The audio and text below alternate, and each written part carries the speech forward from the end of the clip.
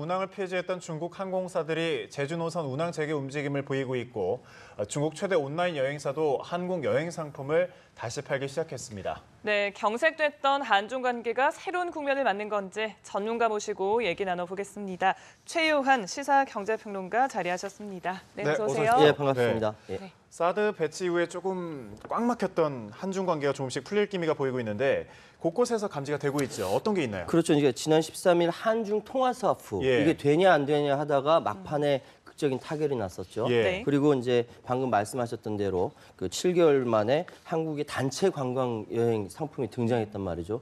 이거 이제 뭐 이렇게 이 관련된 분들은 눈이 이제 희소식이죠. 그렇죠. 정말 네. 얼마나 예. 애타게 기다렸겠습니까? 그러니까요. 그리고 한 가지 더, 지난 27일 베이징 주중 한국 대사관제에서 대한민국 개천절 및 국군의 날 이거 기념 립세션이 있었거든요. 이때 외교부 차관복급이 주빈자기로 참석을 했습니다. 이건 중국 정부가 허락을 해서 가는 거거든요. 작년에는 안 그랬었죠. 아니, 예, 그렇죠. 예. 그러니까 꽉 막혔던 것이 중국 정부의 공식 관리가 우리 외교 이 행사에 참가를 했다는 이 자체가 이미 중국 정부로서는 뭔가 좀 관계를 개선해야겠다는 예. 것을 나타내는 것이죠. 네, 이렇게 관계 개선에 대한 조짐이 조금씩 보이면서 조만간에 유커가 돌아올 수도 있다 이런 기대감이 나오고 있는데 만약에 그렇게 되면 경제 효과 어느 정도로 기대를 할 수 있을까요? 작년 대비 올해 지금 9월까지 한국에 들어온 외국인 관광객 수가 23.5%가 줄었습니다. 그중에 전체 중국인 관광객은 49.5%, 거의 반이 줄었어요. 예. 네. 그러다 보니까 당연히 이런 추세가 연말까지 갈 때는 정말 작년에 비해서 전체적으로 굉장히 떨어진다라고 이야기할 수밖에 없는 것이거든요. 그런데 예를 들어서 관광 수지 적자 폭이 사상 최대인 150억 달러, 우리나라 돈 17조예요. 이게 적자가 났는데 만약에 방금 말씀하셨던 것처럼 관광 유커가 돌아온다. 네. 이거 다 상쇄할 수가 있어요. 왜냐하면 아직도 중국에는 한국, 코리아에 와보고 싶어하는 중국인들이 어마어마하게 많기 때문이죠. 예. 그렇군요. 최근 폐막한 중국 당대회에서 이제 시진핑 주석 1인 체계가 확고해진 것을 또 계기로 예. 중국 사드 보복이 이제 사실상 끝난 게 아니냐 이런 관측이 나오고 있는데 시진핑 집권 2기 경제 정책 방향은 어떨까요? 사드 보복이 사실상 끝난 거 아니냐라는 이야기는 저는 그렇게 생각하지 않습니다. 아직은 예, 아니다. 아직은 예. 아니고요. 지금 지난 시진핑 주석이 한 3시간 30분 동안 TV 방송을 통해서 연설을 했거든요. 예. 그러니까 중국식 사회주의 얘기했지 않습니까? 그때 연세가 90이나 되신 장쩌민 주석 굉장히 힘들었다고 해요. 그러면 그 시진핑 주석이 3시간 30분 동안 TV를 통해서 방송했던 내용이 뭡니까? 그건 뭐냐면 1억 명에 달하는 중국 공산당원을 대상으로 학습시킨 거예요. 어떤 거냐면 지금 G2로 불리는 미국과 중국 세계 최강대국으로 올라선 상황에서 예. 앞으로 중국은 어떤 경제 방향, 어떤 정치 방향, 어떤 사회 문화 방향으로 나갈 것인가에 대해서 1억 명의 공산당원을 대상으로 학습을 시킨 거죠. 거기서 나온 경제 정책이 뭐냐면 지금까지 하드 파워, 군사든 정치든 뭐해서 하드 파워로 성장을 했고 양적인 성장을 했는데 네. 이젠 질적인 성장을 해야 된다. 그래서 2050년까지는 미국을 제치고 세계의 지도 국가로 올라서겠다. 예. 그 첫 번째의 주제는 뭐냐면 인민들이 행복해져야 된다. 질적인 성장을 통해서. 네. 그 경제에 대해서는 그렇게 결정을 하고 있는 것이죠. 그렇기 때문에 지금 시진핑의 최측근으로 되는 사람들 3인방이 시자준이라고 하는데 시진핑 측근들이 이 경제정책 관료 3인방이 딱 주변을 이렇게 딱 핵심 인물로 딱 등장을 한 것이고 그렇기 때문에 지금 2기의 중국 경제 정책의 방향은 양적 팽창을 했다든지 질적으로 변화하겠다라는 네. 선언을 한 것입니다. 예. 네, 말씀처럼 중국의 질적 발전에 이제 맞춰서 우리 역시 수출품을 고도화시킨다든지 아니면 뭐 각종 리스크에 좀 대비를 해야 되는 거 아니냐라는 지적이 나오더라고요. 그렇죠. 뭐 여러 가지 이야기들이 많이 나오죠. 네. 뭐 미국, 중국의 뭐 취약점 증대에 따른 돌발 리스크를 어떻게 이게 쉽게 말씀드리면은 중국이 아직까지 경제 성장이 이렇게 완결되면서 이렇게 계속 긍정적인 모습을 보이고 있는 건 아니거든요.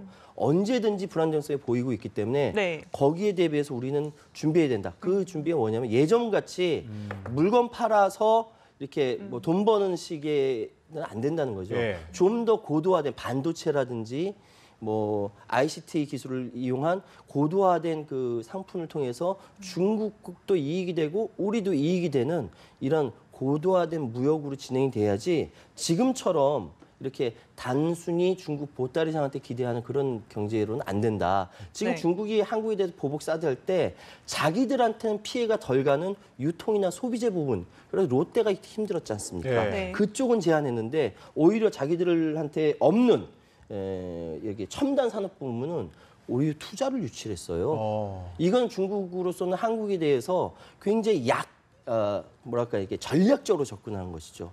이런 걸 생각한다면 우리는 수출 품목 하나라도 이제 예전처럼 쉬운 뭐 이렇게 이런 상품이 나가는 것이 아니라 좀 말씀하셨던 대로 고도화된 반도체 같은 이런 예. 상품을 수출할 필요가 있다. 그렇게 전략적으로 수출 전략을 바꿔야 한다라는 이야기가 전문가들 사이에서 많이 나오고 있습니다. 저희도 전략적일 필요가 있겠네요. 예. 말씀하신 것처럼 시진핑 집권 2기의 방향이 좀 다른 것 같은데 예. 중국 경제 수요 변화에 좀 맞춰서 좀 바뀌어야 되지 않을까요? 그렇죠. 그러니까 다들 뻔히 그러니까 이번 예. 그 중국 사드 보복이 두 가지 효과가 있습니다. 첫 번째는 우리 다들 뻔히 알듯이 중국은 S반도 레이더를 통해 가지고 자기들 다 이렇게 쳐다보고 있는 미국에 대해서 거부하는 군사적인 목적이 하나 있고요. 두 번째 사드 보복의 이유는 뭐냐면은 대한민국이라는 경제 대국이 옆에 있는데 그 대국이 없더라도 중국은 독립적으로 우리 경제를 그러니까 중국 경제를 살리고 이끌어갈 수 있다라는 학습 효과가 지금 나타난 거예요. 네. 계속 끌고 나가는 것이죠. 연습하는 것이죠. 그렇기 때문에 지금 중국 경제가 자립하려면 훈련 효과까지 왔는데 네. 지금 그렇다고 한다면 사드 보복을 지나서 새로운 경제 체제를 추구한 시진핑 2기에 들어서 우리가 미리미리 그런 것들을 대처하지 못하면 왜냐하면 중국은 계속 우리나라랑 사드 보복 이후에 너네 없어도 우리는 잘 살 수 있어 라고 계속적으로 안 되지 않습니까? 예. 얼마나 큰 나라인데 그 시장 놓칠 수 없거든요.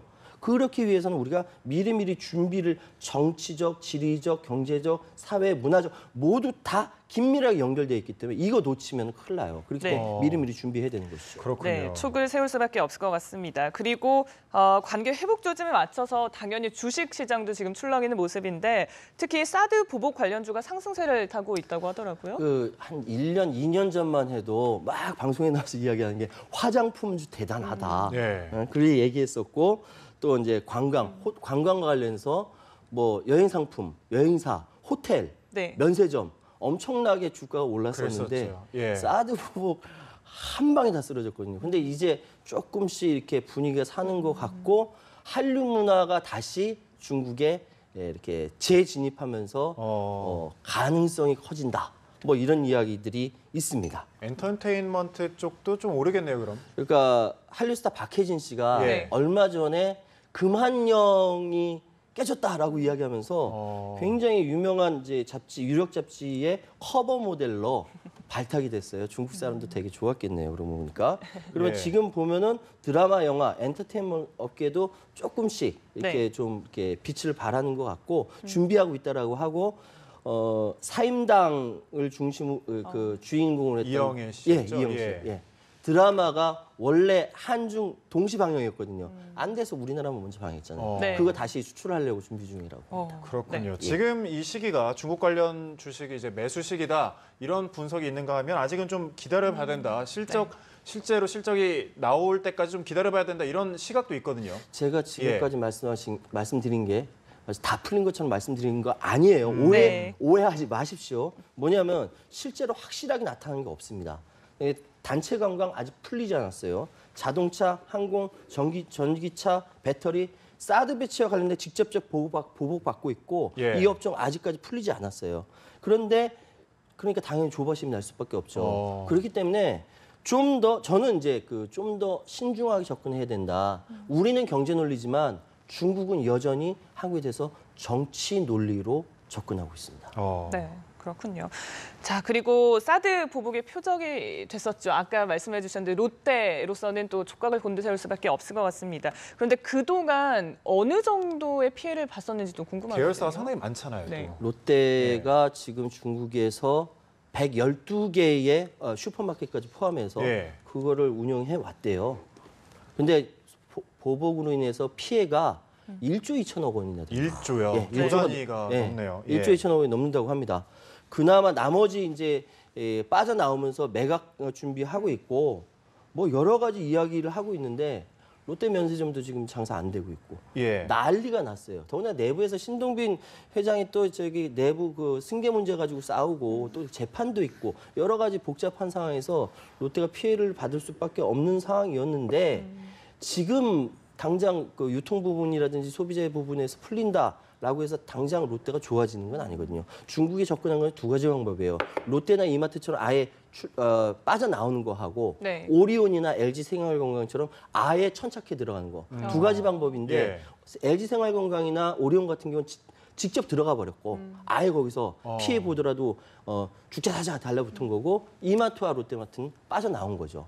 이 두 가지 이 방식에서 시비가 엇갈린 겁니다. 아무래도 이제 완전히 풀린 게 아니기 때문에 네. 롯데로서는 조금 약간은 좀 고민할 시기가 또 지금인 것 같아요. 어떻게 보시나요? 사실 예. 이제 그 롯데 그러니까 유커들이 한국에 방한해서 다시 들어오게 되면은 롯데 관광이라든지 롯데 호텔 업계라든지 이런 데랑 같이 이야기할 수밖에 없거든요. 예. 그렇다고 한다면은 이건 롯데뿐만 아니라 한국의 관광업계라든지 관련된 그 업계 분들이 다 들으셔야 할 것이 네. 지금 뭐 결정난 것이 없어요, 예. 사실은. 근데 언론 보도라든지 여러 가지 막 훈풍이 부니까 야, 이제 풀리나 보다라고 박수를 친다는데 실제로는 지금 문재인 대통령이 연말 가기 전까지 시진핑 주석이랑 정상회담 이렇게 노력하고 있대요. 그리고 내년 2월에 평창 동계올림픽에 시진핑 주석이 답방 형식으로 오자. 이 그림 그려지지 않냐라고 한국 측 관계자들은 굉장히 많이 기대한다는 거죠. 그리고 또 그런 노력을 실제로 하고 있고 중국도 그런 흐름이 있습니다. 예.